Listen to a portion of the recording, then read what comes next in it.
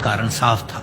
अयोध्या के श्री राम के मंदिर पर आक्रमण भारत की आत्मा पर आक्रमण था। जहां हर भारतीय के रोम रोम में राम बसते हैं, वह भारत यह अपमान कैसे सहता। राम मंदिर पर आक्रमण भारत को आहत कर गया था। विदेशी हमलावर अपनी बर्बरता दिखाते गए और भारत अपने आत्मगौरव को फिर से पाने के लिए संघर्ष करता रहा। भारत रामलला के जन्म स्थान पर बाबर के नाम पर बने एक ढांचे को देखता और उसे हटाने का संकल्प लेकर शक्ति संजोया करता। हिंदू समाज आत्मसम्मान के रण में डटा रहा और लगातार हमलावरों द्वारा बनाए गए बाबरी ढांचे को हटाने के लिए लड़ता रहा। सरयू कई बार रक्त से लाल हुई। कभी स्थानीय शासकों ने तो कभी साधु संतों और राम भक्तों ने राम जन्मभूमि की मुक्ति के लिए अपने प्राणों की आहुति दी। 74 बार युद्ध हुए। हम कुछ मोर्चे हारे, पर रण जीतने का संकल्प कभी कम नहीं हुआ। हिंदू समाज तलवारों से रक्त रंजित हुआ, पर उसने हार नहीं मानी। उसका संकल्प अजेय था। 15 अगस्त 1947 को देश की आजादी के साथ सैकड़ों सालों से चले आ रहे इस संघर्ष में नई ऊर्जा और एक नया मोड़ आया। अचानक 23 दिसंबर 1949 को बाबरी ढांचे में श्री राम लला प्रकट हुए। हजारों राम भक्त दर्शन के लिए उमड़ पड़े। तत्कालीन प्रधानमंत्री पंडित जवाहरलाल नेहरू ने उत्तर प्रदेश सरकार को श्री राम लला को विवादित ढांचे से हटाने का आदेश दिया। उत्तर प्रदेश सरकार ने अयोध्या के कलेक्टर को यह काम दिया और यह निर्देश भी कि जरूरत पड़ने पर वे बल का प्रयोग भी करें। अयोध्या के कलेक्टर ने सरकार को उत्तर दिया कि यह नरसंहार के बिना संभव नहीं है, और फिर भी वह ऐसा चाहती है तो किसी दूसरे कलेक्टर से यह काम करवा ले। परिणाम स्वरूप रामलला की मूर्ति वहीं विराजमान रही। विवादित ढांचे को बंद कर दिया गया। केवल पुजारी को सेवा अर्चना के लिए भीतर जाने की अनुमति थी। फिर भी राम भक्त विवादित ढांचे के बाहर से प्रभु श्री राम की आराधना करते रहे। भारत के हिंदू समाज के लिए चुनौतियां और बढ़ गई। मामला अदालत में गया। विपक्षी दलों द्वारा अदालत में भगवान श्री राम के अस्तित्व पर सवाल उठाए गए। उनके अयोध्या में ही जन्म लेने का प्रमाण मांगा गया। भारत का जनमानस अब आहत हो उठा था। आजाद भारत में भी हिंदू समाज को अपनी आस्था और श्रद्धा के लिए संघर्ष करना पड़ रहा था। चुनौतियों के इस समय में सन 1984 में विज्ञान भवन दिल्ली में विश्व हिंदू परिषद ने धर्म संसद का आयोजन किया।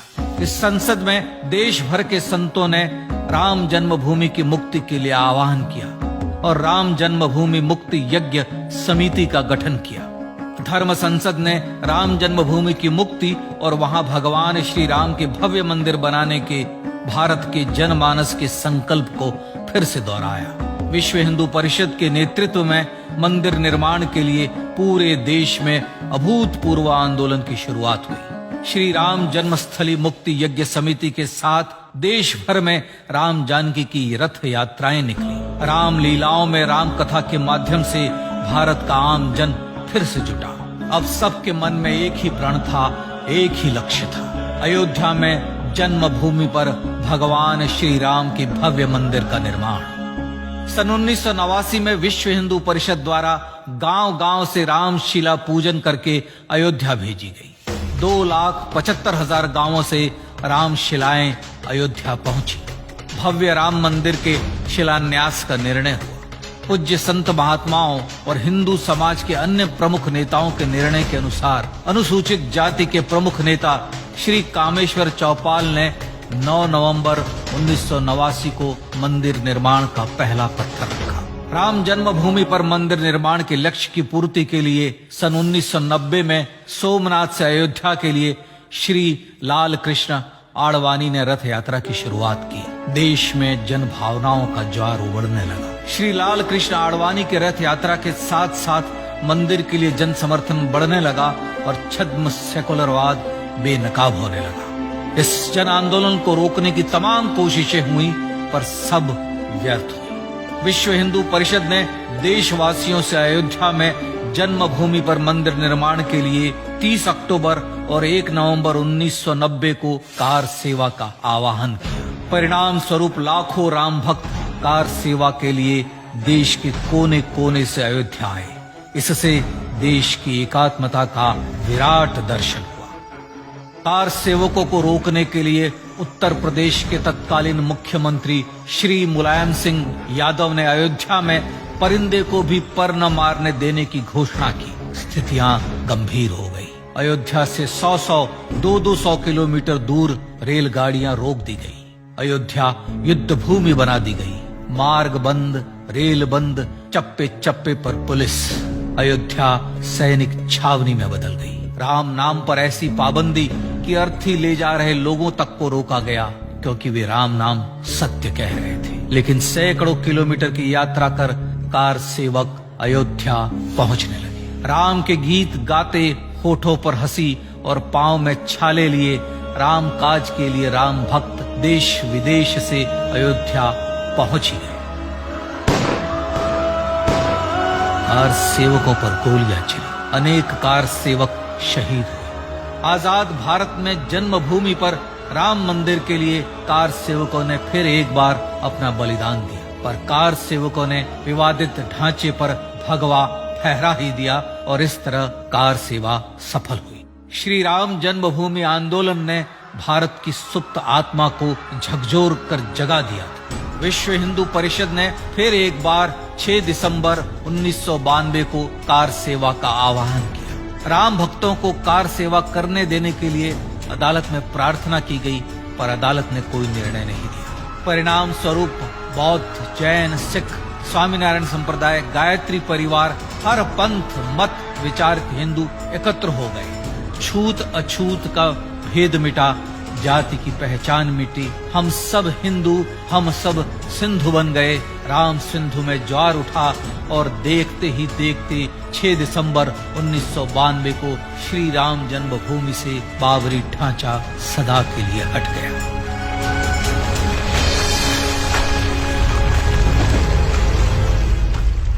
यह क्षण शौर्य, न्याय और सत्यमेव जयते का क्षण था। यह तो धर्मस्ततो जय का क्षण था। पर संघर्ष की गाथा यहां जाकर भी नहीं रुकी। छद्म सेकुलरवादियों द्वारा भारत और भगवान श्री राम के इतिहास को झुठलाने के लिए अदालतों में चुनौतियों का सिलसिला चलता रहा, जो 1950 से चल रहा था। हिंदू सिखों के बीच से गुजरते हुए भगवान श्री राम का दर्शन करने के लिए विवश थे। यह स्थिति थी आजाद भारत में श्री राम और राम भक्तों की। पर सत्य को तो जीतना ही था। आखिरकार देश के सर्वोच्च न्यायालय के 5 जजों की खंडपीठ ने 9 नवंबर 2019 को ऐतिहासिक निर्णय दिया और यह कहा कि अयोध्या जन्मभूमि परिसर की पूरी 67 एकड़ भूमि रामलला की, और न्यायालय ने भारत सरकार को जन्मभूमि पर मंदिर बनाने के लिए एक ट्रस्ट बनाने का आदेश दिया। सर्वोच्च न्यायालय के आदेश के अनुसार भारत सरकार ने 5 फरवरी 2020 को श्री राम जन्मभूमि तीर्थ क्षेत्र नाम के ट्रस्ट का गठन किया और राम जन्मभूमि न्यास की भूमि जो सरकार द्वारा अधिग्रहित की गई थी, उसे ही नवनिर्मित न्यास को वापस दे दिया गया। 5 अगस्त 2020 को भारत के प्रधानमंत्री श्री नरेंद्र मोदी ने श्री राम जन्मभूमि तीर्थ क्षेत्र के अध्यक्ष पूज्य महंत नृत्य गोपाल दास, राष्ट्रीय स्वयंसेवक संघ के पूज्य सरसंघ चालक डॉक्टर मोहन भागवत एवं उत्तर प्रदेश के मुख्यमंत्री श्री योगी आदित्यनाथ की उपस्थिति में श्री राम जन्मभूमि पर भगवान श्री राम के भव्य मंदिर के लिए भूमि पूजन कर निर्माण कार्य का शुभारंभ किया। इस तरह लगभग 500 वर्षों से राम जन्मभूमि की मुक्ति के संघर्ष का पटाक्षेप हुआ। अपने आत्मसम्मान और राष्ट्रीय अस्मिता के लिए इतना लंबा संघर्ष विश्व के इतिहास में बेजोड़ है। श्री राम भारत की आत्मा, भारत की परिभाषा, हमारे राष्ट्रीय आदर्शों और जीवन मूल्यों के प्रतिनिधि मर्यादा पुरुषोत्तम हैं, जो हर हिंदू के होठों पर जन्म से मृत्यु तक रहे।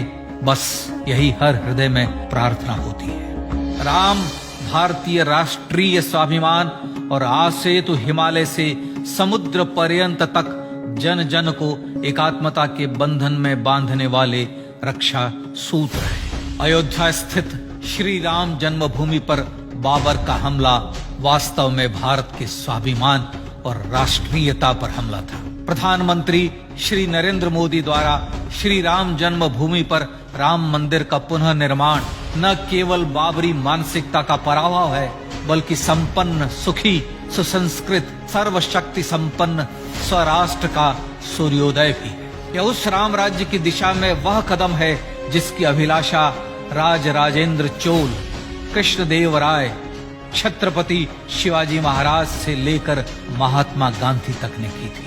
अयोध्या में जन्मभूमि पर भगवान श्री राम का मंदिर न सिर्फ राष्ट्रीय गौरव होगा, बल्कि वह श्री राम के आदर्शों का राष्ट्र मंदिर होगा। अब वह महान संकल्प पूरा होने जा रहा है। आइए इस राम यज्ञ, राष्ट्र यज्ञ में जिन ज्ञात और अज्ञात भारतीयों ने अपनी आत्माहुति दी है, उनका पुण्य स्मरण कर उन्हें श्रद्धांजलि दी।